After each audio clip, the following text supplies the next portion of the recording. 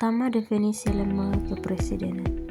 Lembaga kepresidenan merupakan salah satu lembaga negara yang memegang peran penting dalam sistem pemerintahan presidensial. Lembaga ini bertugas untuk menjalankan kekuasaan eksekutif yang mencakup pelaksanaan kebijakan, pengelolaan pemerintahan, dan penegakan hukum. Yang kedua, wewenang dan tugas presiden. Yang pertama, sebagai kepala negara, yaitu mewakili negara dalam hubungan internasional. Yang kedua, menetapkan kebijakan luar negeri. Yang ketiga, menerima perwakilan negara asing. Yang keempat, memberikan gerasi, abolisi, amnesti, dan rehabilitasi. Yang kedua, sebagai kepala pemerintahan, yaitu yang pertama, memimpin dan menjalankan pemerintahan.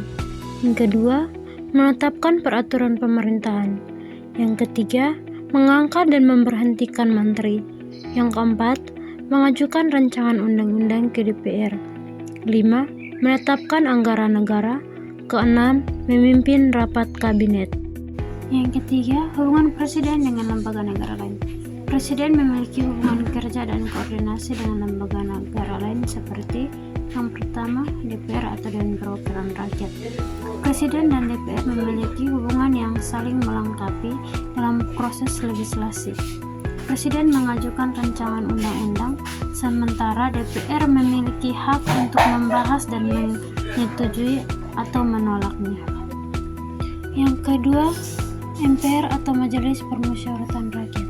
Presiden bertanggung jawab kepada MPR dalam menjalankan tugasnya. MPR memiliki wewenang untuk mengangkat dan memberhentikan presiden. Yang ketiga, Mahkamah Agung. Presiden dan Mahkamah Agung memiliki hubungan dalam penegakan hukum. Presiden memiliki wewenang untuk mengangkat hakim agung, sementara Mahkamah Agung berwenang untuk mengadili perkara hukum yang diajukan ke pengadilan. Yang keempat, mekanisme pertanggungjawaban presiden. Presiden bertanggung jawab atas pelaksanaan tugasnya kepada rakyat dan lembaga negara.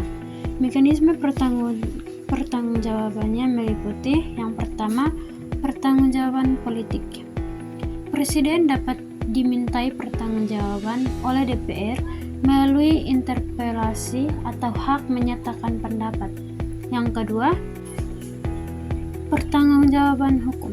Presiden dapat diadili di Mahkamah Agung jika melaksanakan pelanggaran hukum. Yang ketiga, pertanggungjawaban moral. Presiden bertanggung jawab kepada rakyat atas pelaksanaan tugasnya. Poin yang kelima adalah proses pengangkatan dan pemberhentian presiden, yaitu pengangkatan presiden dan wakil presiden dipilih secara langsung oleh rakyat melalui pemilihan umum presiden. Sedangkan pemberhentian presiden dapat diberhentikan sebelum masa jabatannya berakhir melalui mekanisme pemaksuran yang dilakukan oleh MPR. Yang berikut, kekuatan dan kelemahan sistem kepresidenan. Yang pertama, yaitu stabilitas politik yang lebih terjamin karena presiden masa jabatan yang tepat.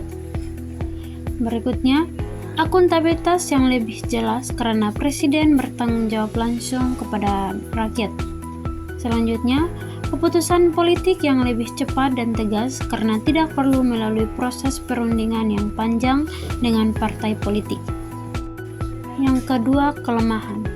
Potensi terjadinya kebuntuan politik antara presiden dan DPR, kemudian kemungkinan terjadinya kekuasaan yang terpusat di tangan presiden, dan kurangnya fleksibilitas dalam merespon perubahan politik.